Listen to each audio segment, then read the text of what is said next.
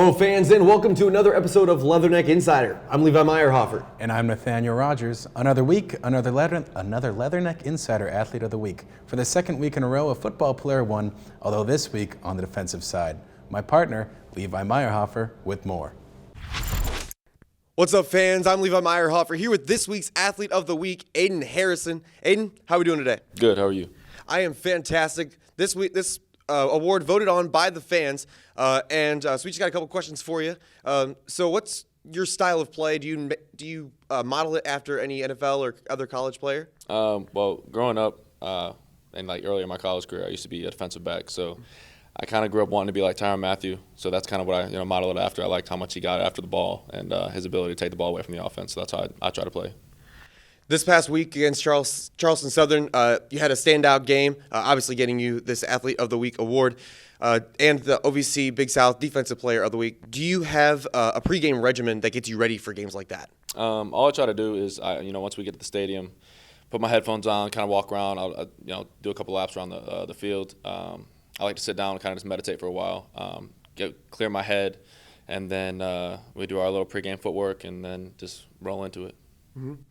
And off the field, obviously you make an impact on the field, but off the field, what do you feel like is your role with this team? I'm one of the older guys, so I try to just lead by example. I'm not really a huge local vocal leader. I like to kind of just show up, put my head down, go to work, and then hopefully inspire my teammates to do the same thing. All right, thank you very much for being here. Congratulations once again with this week's Athlete of the Week, Aiden Harrison. I'm Levi Meyerhofer. Back to the studio. Thanks, Levi. Be sure to go over to our Twitter at InsiderWIU and vote for next week's Athlete of the Week. Voting will open on Monday. It's no secret that the WIU football team has recently been on a winding back road full of potholes at night. Tough to see where they're going, lots of unexpected bumps, and plenty of obstacles to dodge. But the road is straightening and the sun seems to be coming up as the Leathernecks have strung together back-to-back wins for the first time since the 2018 season.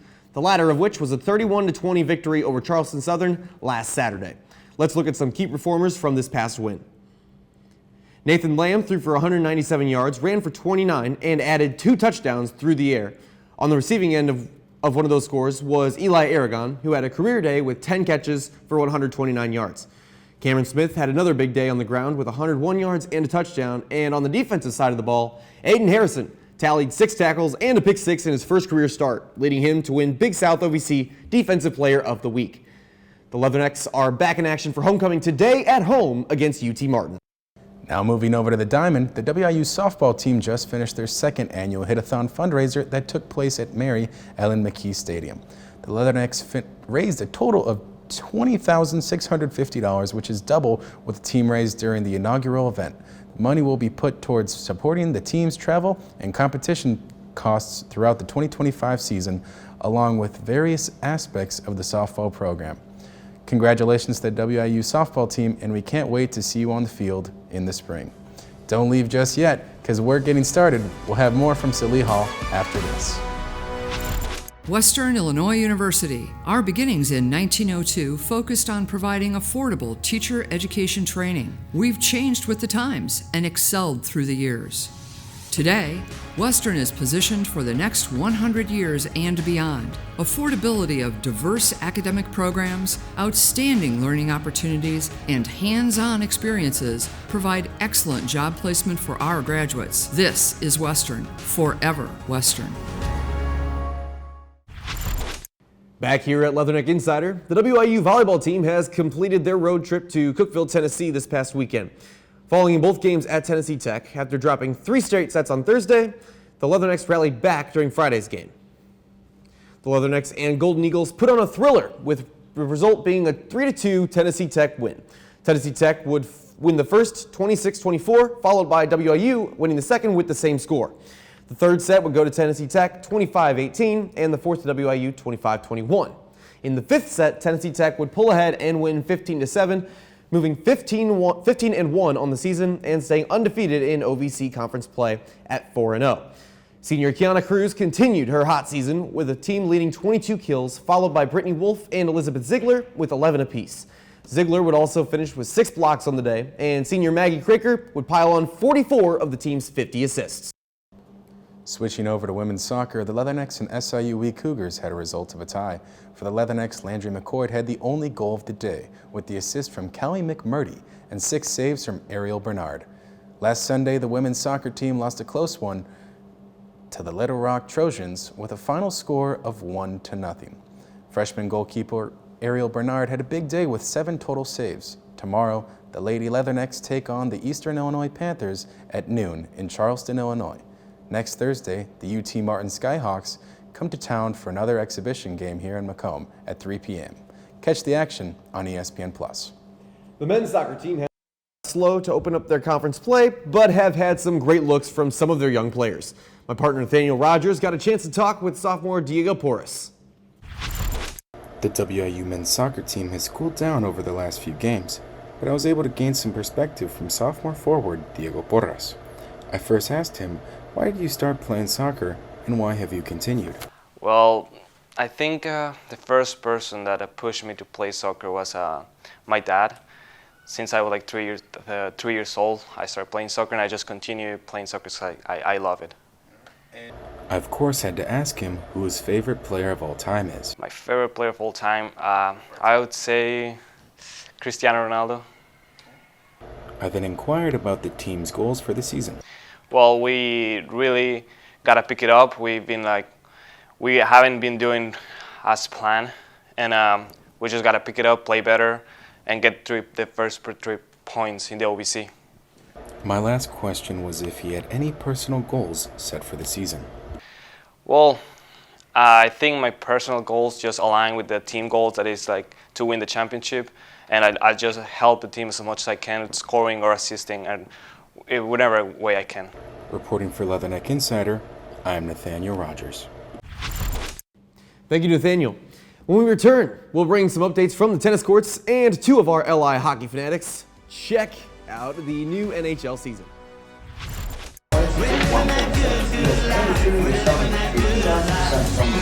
Not W. It's not W, it's W. W. W. That's what I've been stressing out about the most so far. It's saying W because I know it's something you're going to say there. Yeah, we've been ready. They're like, we're waiting on, what are we waiting on? They haven't said anything. I thought we're ready to go. We can start.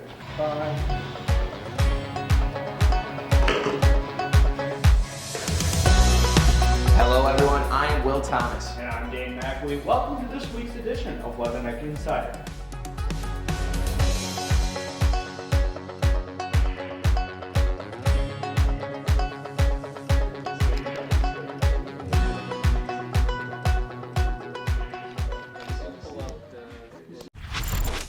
Welcome back to Leatherneck Insider.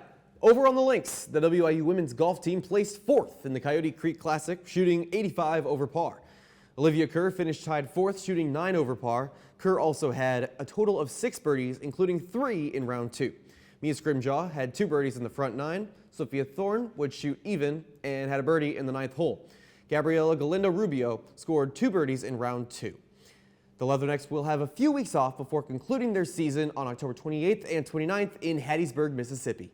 WIU men's golf team wrapped up their 3rd tournament of the season at the Throwdown Up Top Classic in Homer, Nebraska. The team finished in last place, but there were a few bright spots on the team in senior Baptiste Laberry, who shot 8 over par, and junior Nathan Tillman, who shot 10 over in the tournament.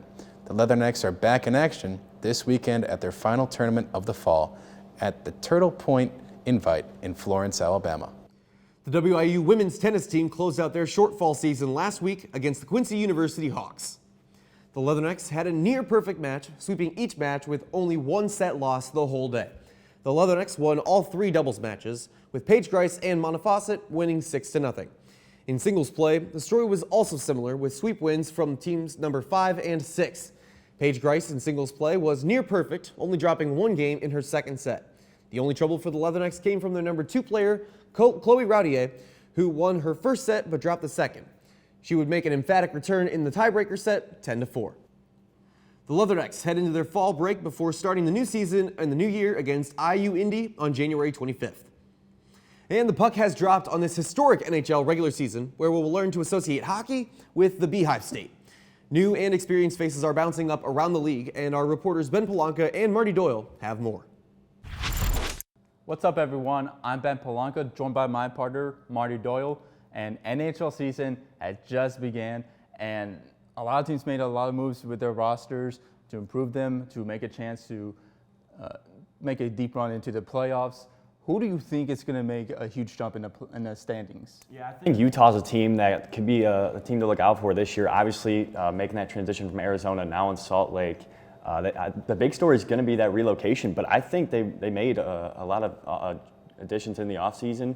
Signing Mikhail Sergachev from Tampa, I think he's a guy to look out for, shore up that defense. Connor Ingram, I think he's going to continue his development into one of the better goalies in the league. And then Dylan Gunther, I think, is another guy to look out for. Prime for a breakout season. I think they're going to sell out almost every home game. I think they could be a team that could contend for a wild card spot. Yeah, they did just beat the Blackhawks in their inaugural game, 5-2. But I have the Buffalo Sabres. They brought back Lindy Ruff, who was their head coach with the Sabres in 2011, which was the last time they made the playoffs. They signed Ryan McLeod from the Edmonton Oilers, who's a good goal scorer. Tage Thompson, one of their best goal scorers, is coming back for another season. And Devin Levi and Ukko-Pekka Luukkonen has another year of development, so I can see them making a huge jump. Last year they missed the playoffs, but I could see them sneaking in to the playoffs this year. Now, for our early Stanley Cup winners, the Florida Panthers won last year, but this year I got the Dallas Stars. They're one of the most complete teams in the league. They got Jason Robertson, Wyatt Johnson, Jamie Benn, Mario Heiskanen, and Jake Oettinger, who's one of the best goalies. I have no reason why not to pick the Dallas Stars, and they haven't won since 1999. Yeah, I'm taking the Edmonton Oilers to get it done this year. They got to the finals last year. We're so close to making a comeback in Game 7. I think they got a taste of that success. They have 2 of the top 5 players in the league. They have a really good goalie, and I think they'll bring the cup back to Canada. I really think it's now or never for Edmonton with their current cap situation. Yeah, that would be the first time a Canadian team won the Stanley Cup since 1993 when the Canadians beat the LA Kings. Make sure to stick around. After the break, we have Macomb High Sports and another segment of Kobe's Corner.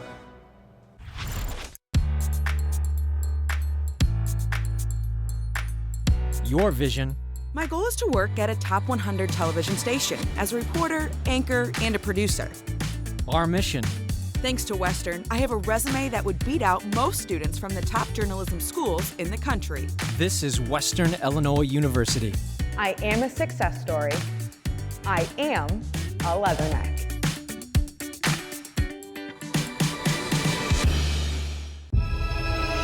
Taking me home, taking me home. Here, I engineer the future. Taking me home, bring me back. Here, I have countless opportunities. Taking me home, bring me back. Here, I do research. Right here at Western.